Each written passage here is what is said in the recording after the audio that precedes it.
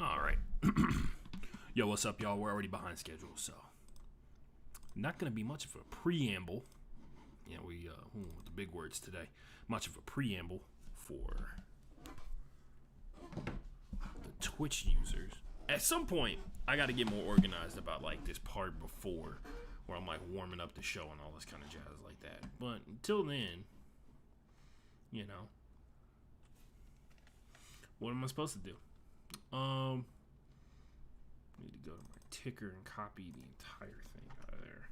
Oh no, chill. Control A, Control C, cut that out. Done. Wait, is it plugged in still?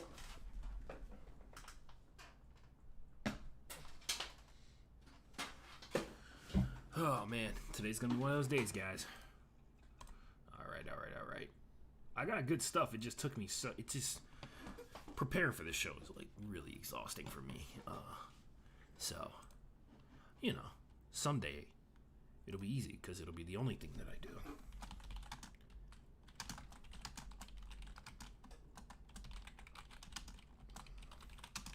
Episode 156.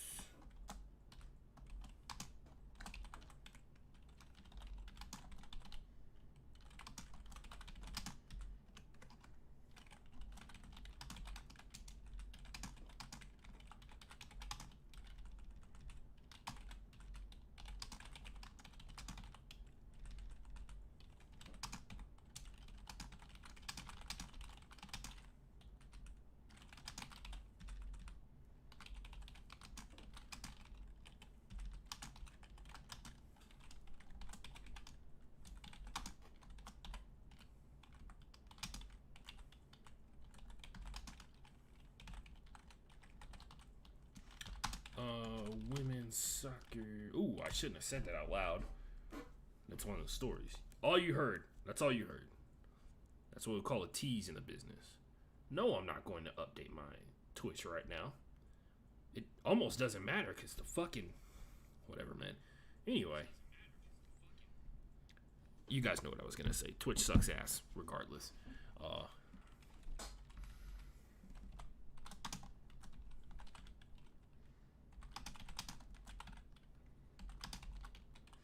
By the way, 2 straight weeks we're going to talk about soccer on the show. So, call that progress. Martin would be proud. U.S. women.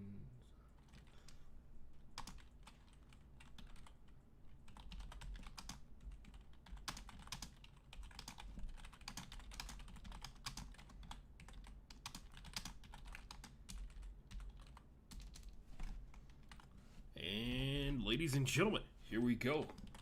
Just a couple of seconds. U.S. women's national team, NBA, NFL, Twitter, NBA, Twitter. All right, let's get it popping. Let's make the magic happen. We're already live on Twitch and YouTube, so shout out to everybody else who's checking us out there. We're about to go live. Oh, hold on. Let me open the YouTube thing so I can see the chat if I need it. Which apparently, sometimes you do. You know what I mean? Broke Boy Sports. By the way, if you haven't already subscribed, you should definitely subscribe now. This is really weird seeing myself do stuff. Let me see if OBS is picking up that desktop audio. It is not. So we should be hearing my voice and my voice only. Somebody last week came up and told me that listens to the podcast told me that they were hearing something in the background that sounded like an echo of my voice, and maybe it was the YouTube stuff. Anyway, 3, 2, 1.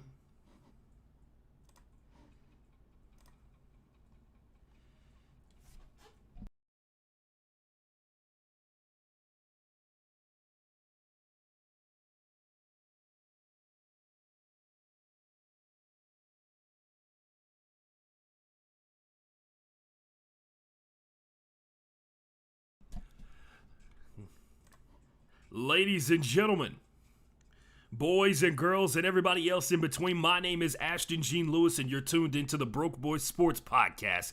This is episode 156, Operation Blerd Uprising, of course, in honor of one Jamal Williams of the Detroit Lions for going out there and representing for all the Blerds. He just so happens to be an NFL football player who likes anime. The whole being an anime fan comes first, and the NFL football player thing comes second. But anyway, he went out there, he represented. You should go check him. You should go check out all of his audio clips. He has a hilarious voice, and he has a hilarious delivery of the things that he says. He's also been mic'd up before, which is hilarious as well.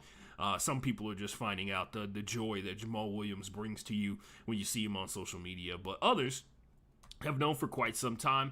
Speaking of knowing for quite some time, I knew that I was supposed to do this podcast, and of course, I'm already behind schedule, guys, so you're going to have to bear with me. We're going to power through this. We're going to get through every single game in the NFL season. We're going to talk about Ben Simmons, Andrew Wiggins, the U.S. Women's National Team. We're going to talk about Nate Diaz finally being back in UFC. We're going to talk about all kinds of magical things that are going on this weekend. But first, I would be remiss if I didn't tell you how to find me on a regular basis. For some reason, Jordan Clarkson is trending again this wonderful day. Which, by the way, this wonderful day is September 24th, Friday. Which for my Quidditch team, they're probably really happy that I know what day it is, because I was in charge of making the graphics and all that kind of jazz like that. And in the process of doing it, I got the date wrong not one time but twice. So fun times. If you are interested in playing Quidditch, come to Memorial Park Playground tomorrow at 9 a.m. and we'll be out there training people up. We are getting ready for a tournament in 2 weeks, so you'll get a chance to see what it's like to prepare for all that jazz. Anyway, follow me on Twitter at FB_playbook. You can see that on your right, my left. And follow me on Instagram at TheAshtonForever. That's also on my right, your left. There we go. Follow me on Instagram there. Follow me on TikTok at TheAshtonForever as well. You can also follow me on my personal Instagram, my personal Twitter account, TheAshtonJ. Other than that, you can listen to this podcast on Apple Podcasts, Google Podcasts, Spotify, which I listen to it sometimes to get the audio quality and stuff like that to make sure I got my levels right, which helps out a bunch. Other places you can listen to this podcast: Deezer, Podchaser, pretty much anywhere you get podcasts, especially, like I said before, there's that random app that we're on in India, and shout out to my India listeners. I don't know how this podcast goes over with you guys, but I appreciate you listening, I really do. As we are on our goal of getting 3,000 downloads this year, do not forget I'm also doing NFL only podcast every Tuesday, where I break down all the games that happened the week before, give my opinions on them and stuff like that, give my experience while I was watching them and everything that goes along with it. And if you want to get involved with that show, just follow me on Instagram or check out my Instagram story on Monday, and I leave like a little question box in my Instagram story. You can write whatever you want, or you can just send me the stuff like via DM on literally any social media platform, and I'll add it to my list for my show setup. We move on, ladies and gentlemen. We got a lot of stuff to talk about here. First and foremost, we got nerd news.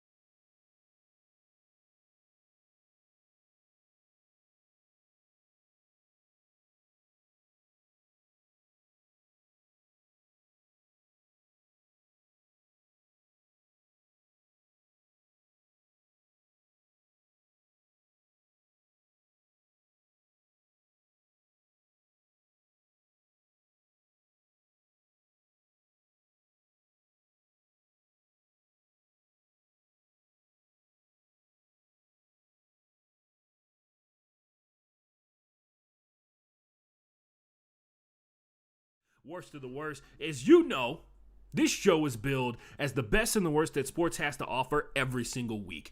I do have a worst of the worst this week. Don't worry, it's very sad. It'll break your heart. But here we're gonna go through it. Well, we're gonna go to the positive news first. But okay, this is kind of a backhanded best of the best, but we'll get to it. Equality in this economy. The U.S. Soccer Federation, which is in charge of the national women's team and the national men's team, has given identical proposals to both organizations in an attempt to get them one step closer to a unified collective bargaining agreement so that the men and the women are getting paid the exact same amount of money on the exact same pay scale, or getting paid similar money on the exact same pay scale, so they get paid the same way, even if the money varies, which it will because the men's tournament that the men are associated with in terms of FIFA, in terms of like CONCACAF and all the other branches and stuff like that, make more money. It would just be earned on the same pay scale, so you can't sit there and say, of course, this is a way to counter, like, oh man, the women are mistreated, the women are being cheated out of their money. And they're like, well, they can technically earn just as much as the men can. They're just not in a position to be able to because, people don't invest in women's sports. Women are still oppressed in terms of sports across the world, all that kind of stuff like that, been held back, many could say for centuries, by people who think very little of women in general. But not so fast. This situation does sound equitable between these two organizations, but the fact of the matter is, a lot of people, I read a huge ESPN article about this, but it basically dove into the little details of it, and they believe that overall, this is intended to basically not pay the women more money, but take money away from the men, as the way that it's supposed to be set up and paid for, right? So that's always interesting, especially in a situation where the inequality has existed for such a long period of time. Simply just being like, oh, okay, cool, we're all on the same playing field now from this point on, that does not rectify the stuff that's happened in years past, right? Like, that's why a lot of people have issues in terms of the people who are dumb enough to say that racism is ended and racism doesn't exist in the world, when it actually does. Like, the bias presents itself, the actual and once again, like, you talk about attempts to rectify like years and years of oppression in terms of where people are able to go, the glass ceiling for women, same thing that goes for people of color and stuff like that. You see this situation where people just say like, all right, now we're all on the same footing, which doesn't take much effort, right? Like, you've held somebody down for so long and then all of a sudden you don't have to hold them down anymore. That does not mean that they're equal to you. They're still behind because of the damage that was done before you decided that you were gonna, let this person stand on their own 2 feet, right? Or like this group of people stand on their own 2 feet. This situation, and if it does turn out to be this kind of thing where they're working towards making sure that they can take money away from the men instead of give more money to the women because they're all on the same pay scale, and they kind of get out in this loophole and get the PR stunt of being like, we're going to pay the women the same thing that we pay the men, and intentionally set the men and women up for failure in the long run. It actually doesn't sound unrealistic at all. It actually sounds exactly like what I thought the situation would be if you just all of a sudden, out of the kindness of people's hearts, they decided, hey man, you know what? We're gonna let these people get their money. You know what? They were right. We were wrong, and we need to do better. We're just going to let these people get their money. Yeah, nah. It's never that easy, and it never will be that easy for the reasons of greed and people who are in power and not wanting to relinquish power ever. That's just how it goes. But yeah, that's best of the best. On its face, it is a step forward in terms of getting men and women in a situation where they're being treated fairly by the governing body, especially considering the men and women's U.S. team are more popular than they've ever been. Right, and they're getting closer and closer to becoming they're becoming a bigger deal. Like, that's just facts. That's the only way to center around it and everything that goes with that. But yeah, that's best of the best. The women and the men are receiving the exact same offer from the federation in terms of their players union and how they would get paid, which could go a long way in helping a lot of young ladies who want to pursue their dreams of playing on the national team consistently and get them one step closer to getting paid the amount of money that they bring it. So, on that note, we'll take our first and only hydration break of the show, by the way. And when we come back, we'll do worst of the worst. If you see me over here, I do indeed have an alcoholic beverage this time. This is not just like whiskey in a glass. This is a Jaeger bomb. I'm going to need it because we're about to speed through the back half of the show. We'll be right back as soon as I pick a song from Christina Gukas's catalog here. Let's see. Let's go. Where's Make Your Mark? Is it on here? Dang, did I delete it? No, it's right there. Make Your Mark coming up here by Christina Gukas. We'll be back in 2 minutes and 58 seconds right here on the Broke Boy Sports Podcast.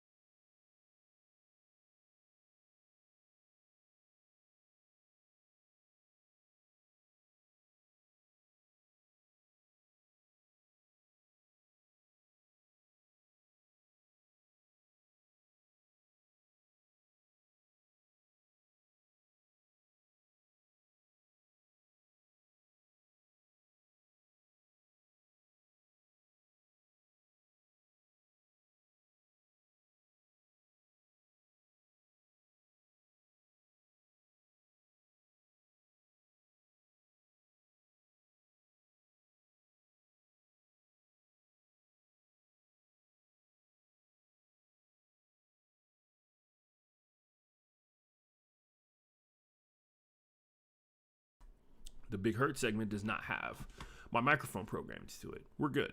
It's just a different page. God damn it. It's so hard to get all this technical stuff straight. That's why I need a pro. Anyway, it's probably why I need to stop drinking during the show. Anyway, Cardinals wide receiver DeAndre Hopkins, game time situation with the rib injury. Bengals offensive lineman Xavier Su'a-Filo, he's doubtful with the knee. That's all I'm really going to say about that. It actually ties into my breakdown for the Bengals a little bit later on. The Bears, Andy Dalton, if you didn't see it, he pulled his hamstring last week and he's out. Justin Fields is actually going to get his first start as a rookie quarterback this week. Dolphins, Tua Tagovailoa, out with rib situation because he got hit by a defensive lineman in the NFL full speed without the D lineman being blocked by an offensive lineman. Jason Pierre-Paul, who has a shoulder situation, he's actually getting it fixed. He's actually getting a second opinion on this, and he's refusing to go on IR, which, by the way, IR is now a lot shorter. It's now 3 weeks instead of like the 6 or 7 weeks that it was before. Steelers wide receiver Deontay Johnson, who many argue is the number 1 wide receiver, is out for this upcoming week, so that's going to be even more interesting with Ben Roethlisberger already throwing up ducks on a regular basis to see if he can try and figure out how to get the ball up the field with one less receiver. Ravens left tackle Ronnie Stanley is out with the ankle injury again. I actually didn't check to see if it was the same ankle that collapsed in that he got broken last season, but Ravens, Ronnie Stanley's out again, which means Alejandro Villanueva's back at left tackle, which means that they could get good production out of him for the Ravens because they're going to need it. They're going to need everybody they can possibly get this coming week. And also, it's another week where they don't have to make that key decision if Alejandro Villanueva goes back to right tackle. Saints center, their starting center, Eric McCoy, is out. He's a former Texas A&M Aggie. I found that out during my research. He and I follow like 50 of the same people because he's a bunch of kids from Fort Bend ended up going to Texas A&M. Bengals wide receiver T. Higgins is doubtful for this upcoming Sunday. That's going to play a big role because T. Higgins is pretty good. Packers left tackle Elton Jenkins. If you don't know him, Elton is the guy who has played. I think he played last season. He played multiple snaps at every single position on the offensive line and ends up at left tackle. Very talented young man, but he's doubtful with the ankle injury, which is going to be a problem. We'll talk about that later. Raiders starting running back Josh Jacobs is doubtful. Same situation as it has been the last couple of weeks. It's like an ankle foot thing, his legs just not working.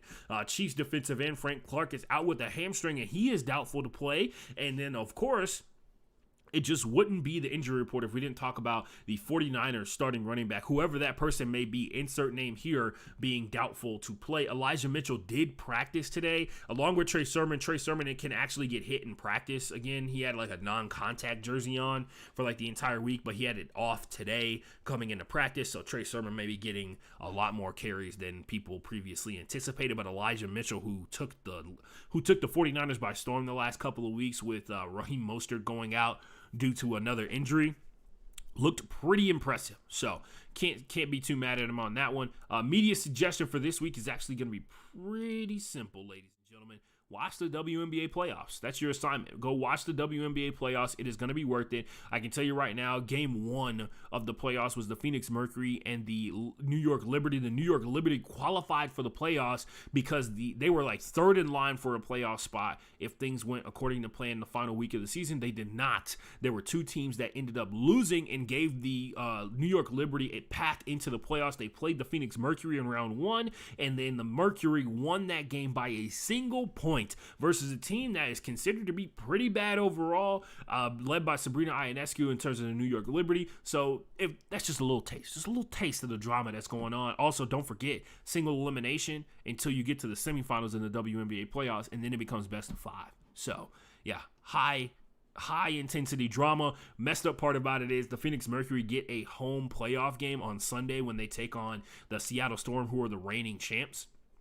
But they will not be able to play in their home arena because of a man who's ridiculously handsome, who's also a musician, who's going to be in the stadium, who's going to be performing in the stadium, and the Mercury will not be able to play. So a lot of people were really upset about that. A lot of black ladies were really upset about that, understandably so, because it is massively disrespectful to be like, hey, guess what? You guys worked really hard to get in the playoffs. We did not anticipate that on our calendars, and for that, you will not be playing in your home stadium for the playoffs. Good luck, though. So yeah, that's something that happened. Anyway, Hopefully Kevin can still hear me now. Shout out to Kevin for hopping in the chat as always. Number one fan, Kevin Raber. Shout out to him, Quid Kevin. Follow him on Twitch. He doesn't post anything except comments in the chat. So yeah, let me check YouTube for comments real quick. We got none there, but we got people watching. I'll take it. I'll take that. I don't know why they're just lurking, but all right. What were we talking about? Oh, we're talking about sports, right? We're talking about sports, right? By the way, if you didn't see during the hydration break, I took 2 Jaeger bombs. Great decision on my part. I feel fucking fantastic right now. Other stuff.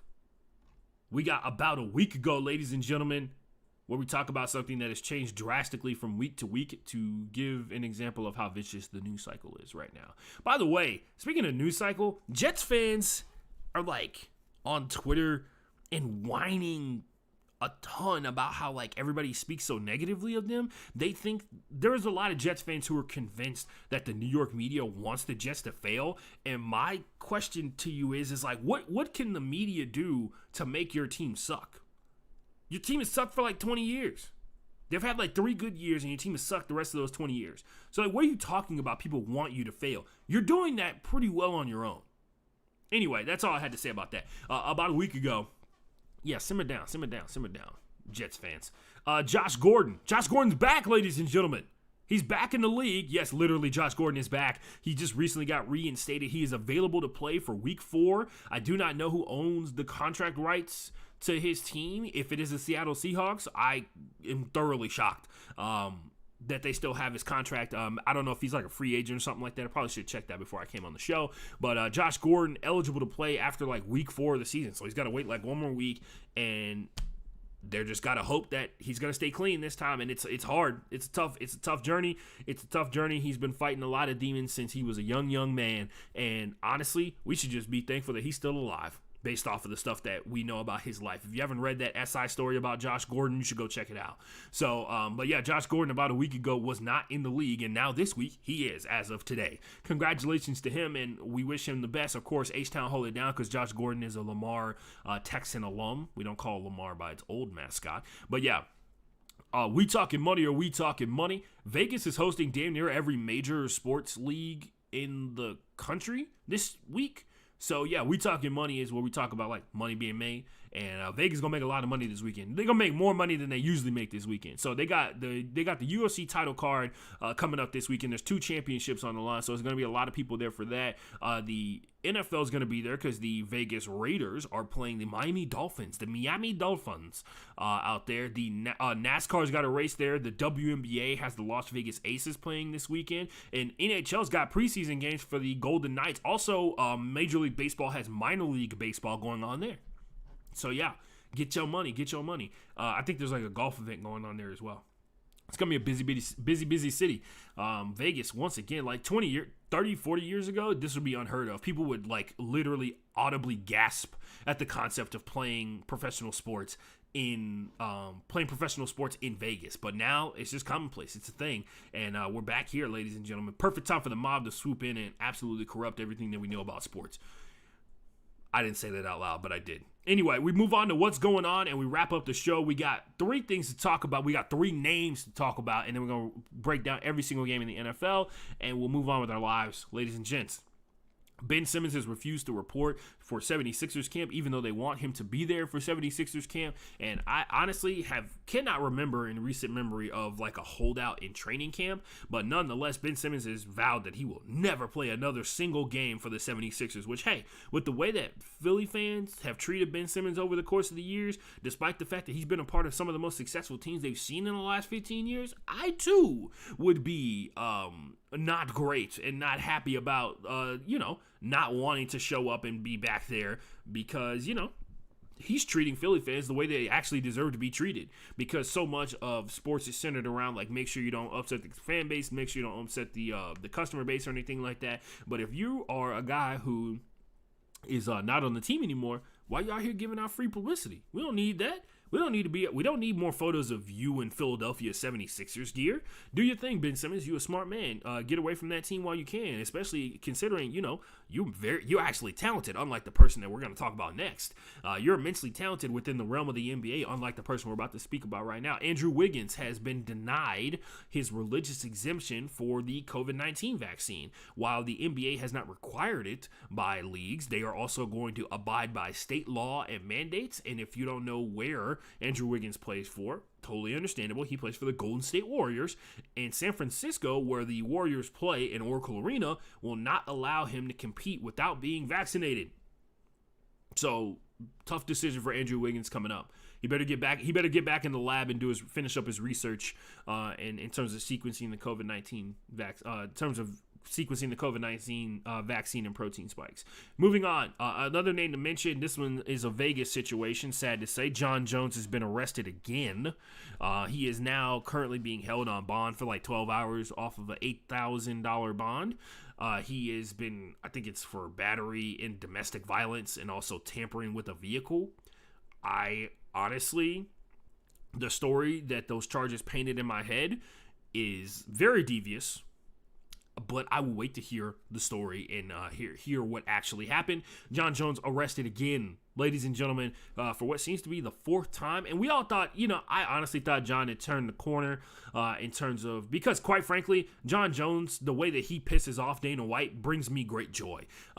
And I respect John Jones for that as a wholeheartedly, because he upsets the man that I kind of despise the most in all of sports. So John Jones doing his thing.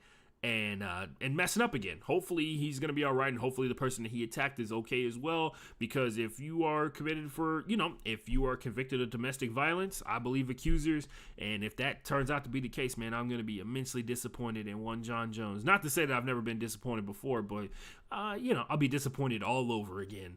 And once again, John Jones had one of his fights inducted into the UFC Hall of Fame, and Dana White felt it was wise enough, or felt like he was in position enough to open his mouth about John Jones again, in terms of like, yeah, man, we're very accustomed and we're very used to talking about John in these types of situations. He's got a lot of demons, and I was like, maybe Dana, maybe shut the hell up, Maybe the skeevy business guy doesn't really get to comment on the morality of John Jones's decisions as a whole.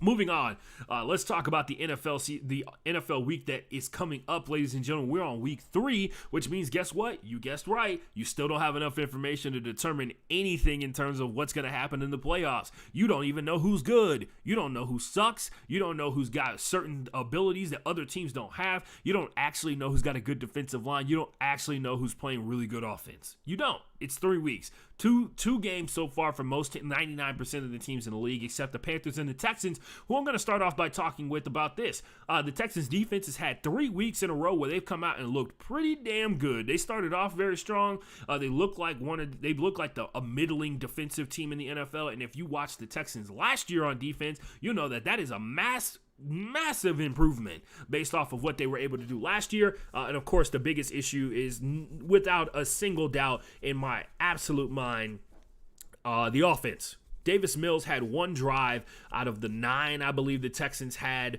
versus the Panthers, where he was able to come up with any sort of semblance of success. And of course, it all was centered around the 2-minute drive. So hopefully they can channel some more of that as they get ready for next week when they play, I think it's the Bills. So the Texans doing that, the defense coming out there doing their thing. But the fact of the matter is, there are clearly other forces at work here in terms of the decision making that's going on. There are people doing things to make sure that other things happen.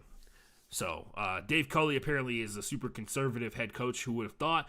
He's now had multiple possessions throughout the course of just a very young season where there was a possibility of a field goal. He has elected to punt the ball away, and it has turned into a touchback. So we understand that. Lovie Smith at the defensive coordinator position has got the front 7 tuned up, ladies and gentlemen. That secondary, though, is a totally different story. The Panthers seem to have what is a top 10 defense right now in the NFL. As time goes on, we'll find out how good that top 10 defense is, and a lot of it is centered around the amount of pressure they're able to generate from their defensive line, which is good to hear. I love to see good defensive line play. I love to see I love to see good D-line battles, offensive line battles, and stuff like that. But for the most part, that's what helped set them up for victory versus the Saints last week. That's what helped them absolutely kill Davis Mills every 4 plays in the NFL. So, yeah.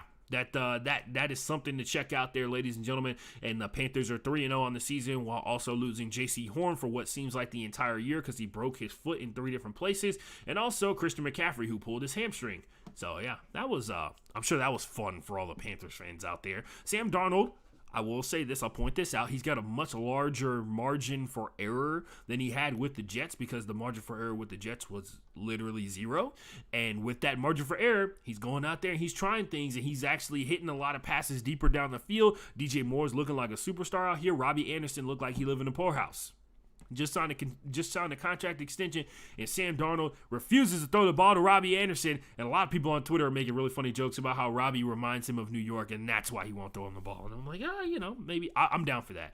Moving on, Colts versus Titans. This is going to be massive for the AFC South. This is theoretically the 2 best, as of right now, this is the 2 best teams in the AFC South because they have, some of the best offensive and defensive players in the league as a whole overall on both sides. I will say this before I get into this breakdown. The Tennessee Titans need to stop. The Tennessee Titans social media team and the team just in general, you need to stop. And if what I mean by that is stop holding the Oilers colors hostage. Like, really, legitimately stop. You know that those colors don't belong to you. They're not yours. We get it. You used to be the Houston Oilers. You moved to Tennessee. You're in Nashville, all that kind of stuff. Oh, Nissan Stadium, yes, we've got like a whole new thing where we kind of have like the same colors as the Oilers, but we're like a new rebrand of the Tennessee, of a Tennessee name or whatever. You know those Oilers uniforms don't belong to you.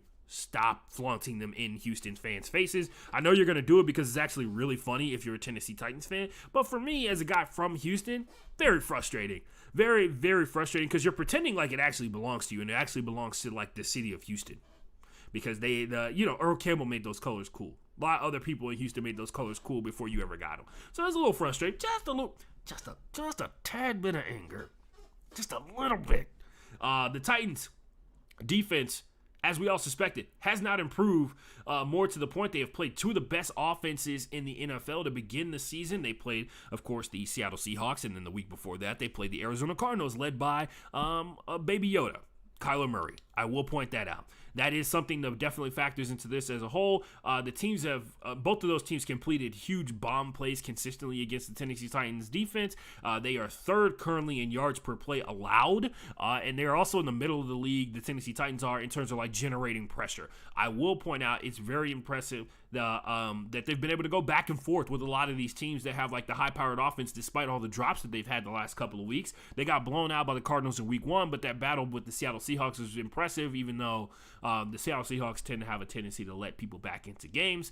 I will point out this Colts team has struggled even when they had Carson Wentz in at the quarterback position. They played well against the Rams, and then, Jacob Eason threw an interception on his first play as the quarterback for the Colts, which does not bode well for his potential to start this week with Carson Wentz, who did participate in practice, by the way, this week with both of his sprained ankles apparently now healed for now, temporarily, right? The question starts to become, with Jacob Eason, and you have to ask yourself this as a person who's picking this game, do you believe Jacob Eason's going to be able to make enough big plays to keep up with the Tennessee Titans offense? And the answer that you have to come to is no.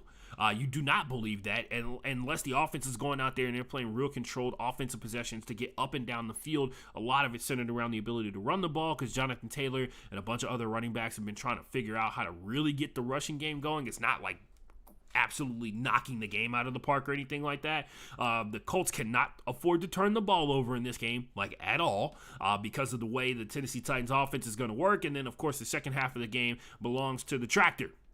And I don't think that they are in a position to be able to handle the tractor right now because their defense, despite having all these immensely talented players, has really actually, like, statistically not looked great. They're like 5th in yards surrendered total on the season so far. It is 2 weeks into the season, but I think there's something to be alarmed with there. They have great defensive line play up front. They have one of the best middle linebackers in the league, Darius Leonard. But the fact of the matter is, we've seen them get run over like the last couple of weeks. We'll find out what happens in this one. I'm picking the Titans to beat the Colts in my first pick for this one. By the way, we're 21-12 now because I picked the Texans to pull an upset on Thursday Night Football, but apparently Thursday Night Football is not about upsets anymore.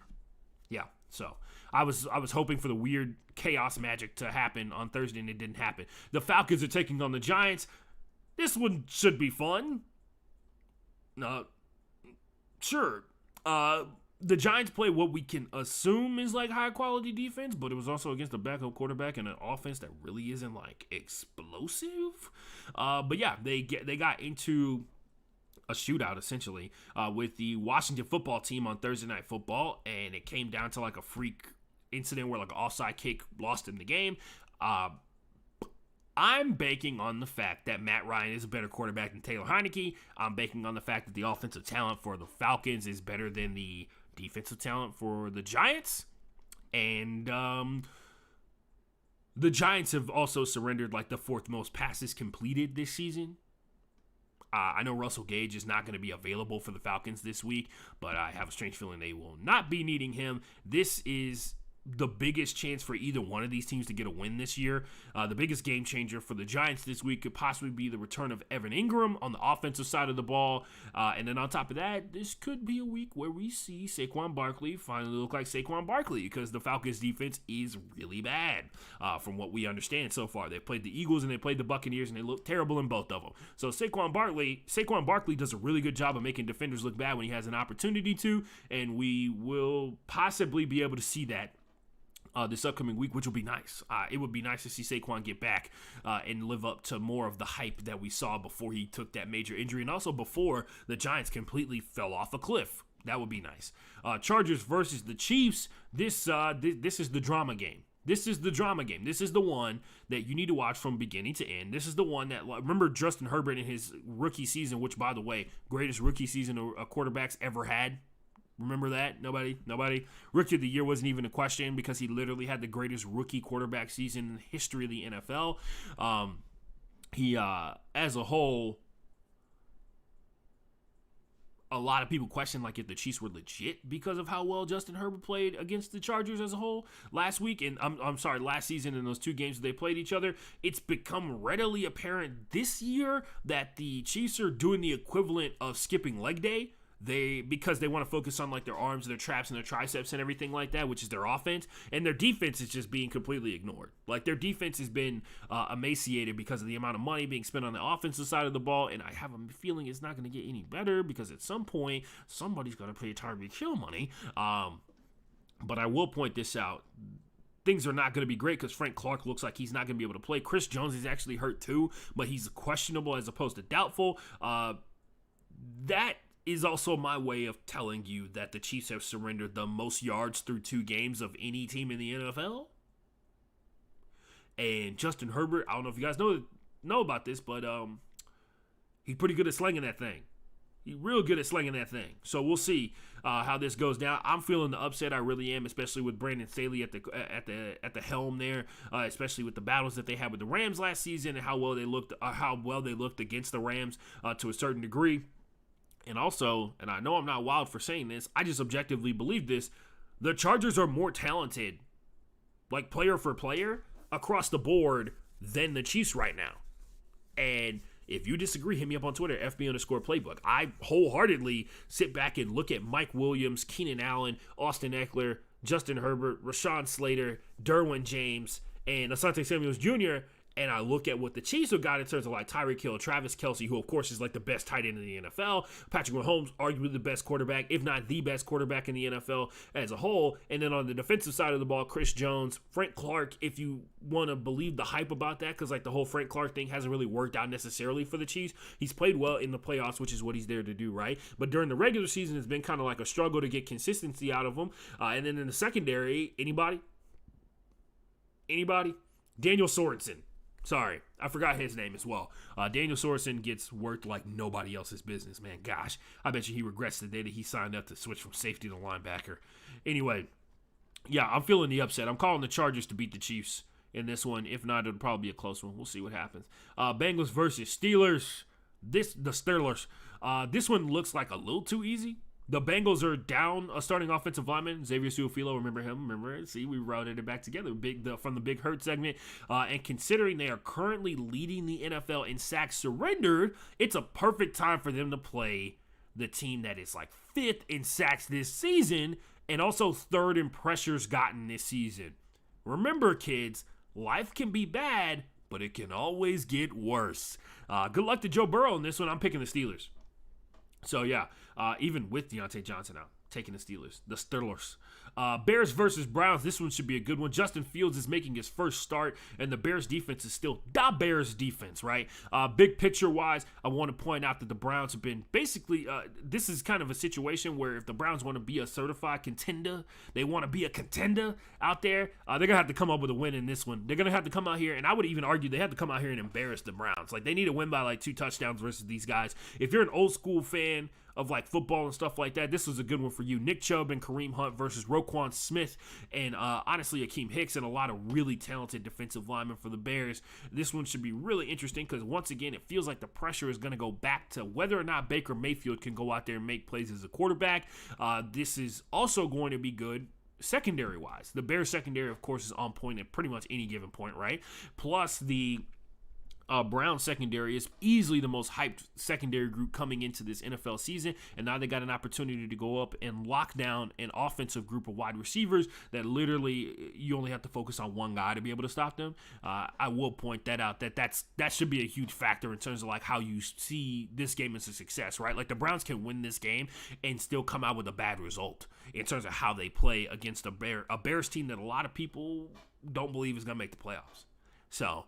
I'm waiting to see the Browns come out here and do it a team that's a legitimate playoff contender, legitimate contender for something beyond the playoffs or something higher, deeper into the playoffs. It's supposed to do against a Bears team. They're supposed to go out there and win. And Baker Mayfield is going to have Odell Beckham Jr. back, which is great because they just lost Jarvis Landry a week ago because that doesn't coincide with like very suspicious activity, right? Hopefully, Odell Beckham Jr. is actually at 100% and not like at 98 or 97% or something like that. But hopefully, he's at 100% and actually doing it instead of, Jarvis Landry being the reason that he came back early. The Ravens take on the Lions. This one should be rough. This one should be a lot closer than I would suspect it would be because the Lions have actually looked kind of successful in the first half of some. They looked really good in the second half versus the Rams. They looked decent in the first half versus the Packers, and then like real life struck in the Packers game, right? Like the Packers kept scoring and the Lions couldn't keep up because they can't string together more than like 4 good plays. Anyway, this one should be interesting with the D-line situation for the Ravens being as bad as it is. They're going to have to pull guys up from the practice squad, or they're just going to have to go shorthanded, or they're going to ask the linebackers to do a lot more of the pass rushing in this game. And that begs the question of how long can they hold up without becoming completely exhausted skill-wise, right? How long can they hold up without some of their best pass rushers with Calais Campbell going out there and having to do his own thing? Jason Owe, by the way, leading the Ravens in pressures this season. The guy who got the strip sack, who got the forced fumble to win the game versus the Chiefs last week. Draft pick, third round draft pick. Anyway, just something to think about in this game. That's the legitimate chance that the Lions can have to come out here and pull this one off because DeAndre Swift is one of their best offensive players. Many could argue their best offensive player when it's all said and done. Time will tell. But this one should go to the Ravens despite all the injuries and Lamar being sick for the second time this season. And we're in week 2. He had COVID in the preseason. And now he's sick with like some kind of flu or something like that. But if there was ever an upset, this one has all the red flags. This one has all of the red flags involved with it. Anyway, Saints versus Patriots. We'll move on here. This looks like a huge opportunity for the Patriots to really get a roll going because this is another legitimate team that they can play this season. The first 2 teams, you're kind of like, they beat the Dolphins. Like, people don't believe in Tua Tagovailoa. The Dolphins' defense is very, very good. That was a divisional matchup for them. They lost to the Dolphins by 1 point. But nonetheless, they had a rookie quarterback at the time, Tua Tagovailoa. A lot of people don't believe in him in terms of his ability to play starting quarterback. And then the second game, they went out there and they played really well against a bad football team. Many would argue the worst football team in the NFL. Only time will tell. But nonetheless, the Saints and the Patriots duking it out here. I'm leaning with the Saints just off the strength of their defense in this situation. I feel like they can set the Patriots up for success when it's all said and done. And this should be a defensive battle back and forth because the Patriots defense is pretty impressive as well. Cardinals versus Jaguars.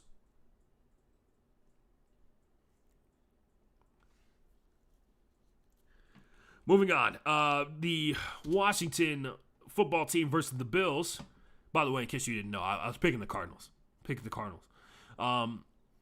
Washington football team versus the Bills. This one should be interesting for about one half of the game. I'm also interested to see something very, very important in terms of Josh Allen being able to make big plays consistently down the field. I believe they will have plenty of opportunities to make big plays down the field, but the fact of the matter is Josh Allen has gotten off to a really weird start this season, and I think a lot of people are picking up on that after 2 weeks into the year. Even that 35-0 win over the Dolphins, which of course you can argue was paved, the way was paved after Tua Tagovailoa went down or whatever. I don't think that's what it was, but I'm interested to see how this shakes out. But yeah, I'm picking the Bills in this one just off the strength of the Bills defense in terms of playing against Taylor Heineke and the Bills' lack of ability to make immense amounts of mistakes. They have not, for as much as you can say about how their offense hasn't looked good this season, they haven't made like a ton of just blatantly stupid mistakes. The Jets take on the Broncos. I'm picking, of course, the Broncos in this one because the Broncos have the number one statistical defense in the NFL. And I really shouldn't have to explain much more than that. I actually should have done what I did with the Cardinals-Jaguars game and just been completely silent. I'll be taking the Broncos and Teddy Two Gloves for the win, please. The Dolphins take on the Raiders. Whatever you have to say about the Raiders, the Dolphins still haven't fixed their offensive line. Max Crosby has been on point this season. The defense for the Dolphins can give them a chance in this one, but the fact that, I believe that the Dolphins offense is going to, in some way, shape, or form, turn the ball over. And once that happens, I think that's a wrap for everything that the Raiders are in terms of the Dolphins having a chance to win this game. They lose the turnover battle, they lose this game. They're not talented enough, and maybe Jacoby Brissett will come out here because, like, for whatever you have to say, Jacoby Brissett is like a top 3 backup in the NFL, right? He's not completely inept in terms of his ability to go out there and play football, and then combine that with, the Dolphins being strong in terms of the defensive presence. Most of that defensive presence comes in the secondary and stuff like that. But for the most part, their defense can give them a chance, but they got to come out there and they got to fire on all cylinders. They took 40 pass attempts with Jacoby Brissett last week. Brian Flores did, and got smoked. So hopefully, they keep letting them sling that thing. We'll see what happens. Seahawks versus Vikings.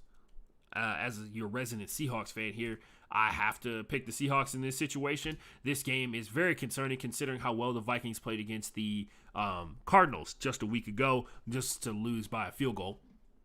The Seahawks versus the Vikings, when it comes down to it, you're looking at a Vikings defense that showed some promise, like in the secondary last week. Cam Dantzler had a couple of good plays overall, and the Vikings actually had some fight back in them offensively, and then Dalvin Cook, played hurt vast majority of that game. That's why he's hurt now. He's a game-time decision for the most part. But nonetheless, the Seahawks, an interesting turn of events. I feel like they'll go out here and win this one just because they can set an offensive pace that the Vikings can't keep up with. I'm also interested to see how the pass rush looks. That's the number one thing I'm looking for in any Seahawks game for the first 3 weeks of the season, the ability to get pressure. They got some pressure versus Ryan Tannehill, but it didn't seem like it was enough to really just completely throw off the Titans passing game. You saw that throughout the course of the game. Also, the decision to completely allow underneath passes from the Tennessee Titans to get all the way to the red zone on the final drive of the game, or the final defensive drive of the game for the Seahawks, was really concerning. They got to come up with a better way to get stops in the secondary. I know Shaquille Griffin's not there anymore and all that kind of stuff, so it's a little rough. But yeah, nonetheless, of course, picking the Seahawks to win this one, and hoping to see some pressure up front from the Seahawks front seven, most importantly from the entire defensive line. Buccaneers versus Rams. This is a game between two of the clutchest quarterbacks in the history of the NFL. Combined together, Tom Brady and Matthew Stafford have 88 game-winning drives in their NFL careers.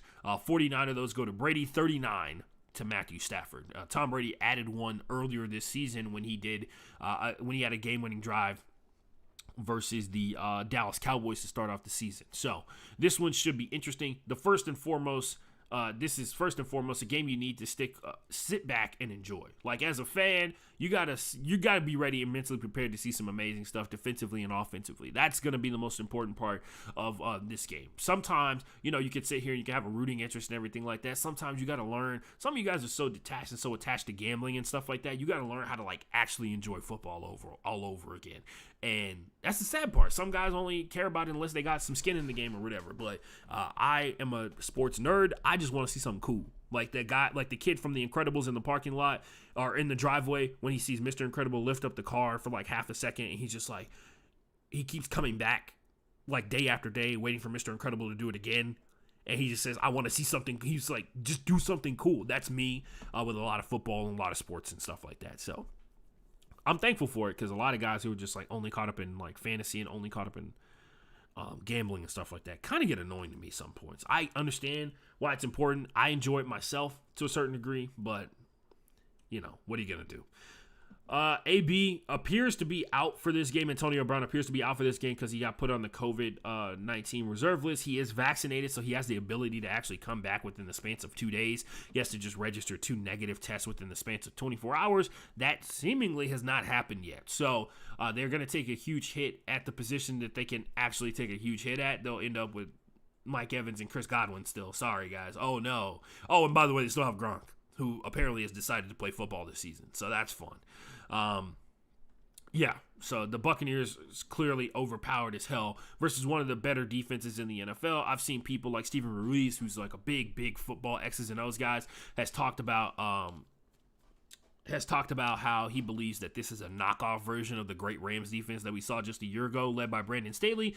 I guess we're about to find out. I will, for the sake of chaos and the sake of absolute madness, I will take the Rams, because there is a high probability that this game comes down to 1 or 2 possessions. In particular, this could come down to turnovers, and the Buccaneers, they've been more than willing to turn the ball over. So, I'll go with the Rams on this one just because, I love to root for some good defense. Also, banking on Mike Edwards to not come up with 2 pick sixes this week. Maybe, just maybe he won't do that. So, the Packers take on the 49ers. I'll take the Packers in this one, folks. A huge test for the Packers defense coming up because of the way that the 49ers offense operates. You got to be tough up front to block up the run gaps, and you got to be ready for the play action from Jimmy Garoppolo on the backside of it. They'll have to do all this without their best defensive lineman in Zaire Smith, who's on IR because of a back injury. I'm interested to see how the run defense looks for the Green Bay Packers up front, because once again, they had a good D-line in terms of getting pass rush just a season ago. Now they're going to have to go out there and get after the running back. Jimmy Garoppolo, of course, is going to be the focal point in this one offensively. For a lot of people who are paying attention, Deebo Samuels has had a really good start to the season. Brandon Ayuk has been basically non-existent as a wide receiver this year, so have to wonder how long until he gets involved with everything that's going on for the 49ers offense, because honestly, he could be like the third read, and that's why he's not getting the ball, because Jimmy Garoppolo probably has not gotten to his third read at all this season in the 2 games that they've played. But this is going to be a huge test for the Packers defense to be stout up front. The 49ers going to go out here and do their thing. This is going to be a huge test for their offense to try and keep pace with what the Packers are doing. And the Packers look like themselves versus the Detroit Lions, but you shouldn't be impressed by that. They looked pretty bad versus the Saints defense, and the 49ers, many would argue, have a better defense. So the offensive situation for the 49ers is what looks like could be holding them back when it's all said and done. They did a great job in week 1 versus the Lions. We're not doing the transitive property where it's like, oh, the 49ers beat the Lions, the Packers beat the Lions, this should be a good game. It literally is off the assessment of how the 49ers offensive style works, and if the ability for the linebackers and the D-line for the Packers to jam up their run game, which would take away the heart of their entire offense, right? And their ability to try and compete with the Packers is on the line simply off of who can fill run gaps. Eagles versus Cowboys. In theory, this should be the second best game of the weekend behind the Chargers and Chiefs matchup, which should be fireworks, ladies and gentlemen. Look at the fireworks, look at the fireworks. Yep, you had to suffer through that. I apologize. That was me singing Blackout from In the Heights. In theory, like I said, this should be the second best game of the entire week. Jalen Hurts is emerging as the quarterback that a lot of people didn't think he could be. Dak Prescott is back in Jerry Ward to play in a regular season game for the first time since he shattered his leg. The Eagles defense faces one of the best offenses in the NFL, and the running back drama continues to heat up with Tony Pollard versus Zeke, and all the while, the easily most underrated story in this whole situation, the Cowboys defense actually looks good this year. I don't know, man. It's going to be a lot of fun. This one will come down to this one's going to be dramatic. There's no doubt about that. I'm rooting for the Eagles because they have the better defensive situation, and I feel like that's going to pay big dividends in this matchup. In particular, I know Amari Cooper's got an injury that could be affecting his ability to play, but we'll see what happens when it's all said and done. But yeah, I'll take the Eagles versus the Cowboys, and I'll take the Eagles over the Cowboys in this game, and I'm expecting to see a really good game, like overall. And of course, this is going to be one that people overreact to. If the Cowboys lose, and the Eagles fans are going to lose their minds if Jalen Hurts comes out here and doesn't throw for like 500 yards and 6 touchdowns, right? Like that's how it always has been. That's how it always will be. And on that note, ladies and gentlemen, we are out of games to talk about other stuff that is going on. You need to follow me on social media, I think. Maybe, I don't care, dude. Like, honestly, my goal is to just hustle all of you guys and to follow me on social media so that I can sell fit tea. Like, you know, the tea that you drink for 1 week and it claims that it helps you lose 2 pounds or whatever. Yeah, I'm trying to sell that. I'm just trying to scam. Just trying to scam my way to the top. Help me in my endeavors to scam people out of their money, their life, you know, their long-term earnings and stuff. Please. I'm kidding. Help me get to the top earnestly. By supporting me on social media. I'm not funny. I do not talk about sports on my social media unless you follow me on FB_playbook. I think I'm just, you know, a guy. I think I'm an entertaining guy. I do a really good job of retweeting other people's funny stuff so that you can see it and enjoy it. Boom. I also post workout videos, like for the most part. And if you don't like Quidditch, do not follow me. I post about Quidditch a decent amount. Probably going to pick up now that the season started. Or the season starts for me in like 2 weeks. Other than that, gents, ladies, fans, haters, drop a review on Apple Podcast. 5 stars would be preferred, but, you know, do what's in your real heart. Please tell me what you genuinely, honestly feel and think about the podcast and the reviews. I'm trying to make it better. I'm trying to get better as a host because at the end of the day, my goal is to be able to do this full time or possibly, you know, transcend to the level of being like on TV or being on games or something like that. But yeah, hit me up on Twitter at the Ashton J at FB_playbook. Hit me up on Instagram at the Ashton Forever. Listen to the podcast on Spotify, Apple Podcasts, on Deezer, on Google Podcasts. If you're like me, if you're a Google Podcast person, hit me up on Twitter. We are the same. We are same, but different. Anyway, I love Google Podcasts. I'm out. Wash your hands. Wash your ass. If you have the ability to wash your whole body, please wash your whole body. If you can, multiple times a day. Remember, if you work out, wash your body immediately afterwards. You don't want staph infection. And that is your Health Minute here on the Broke Board Sports Podcast. I'm out.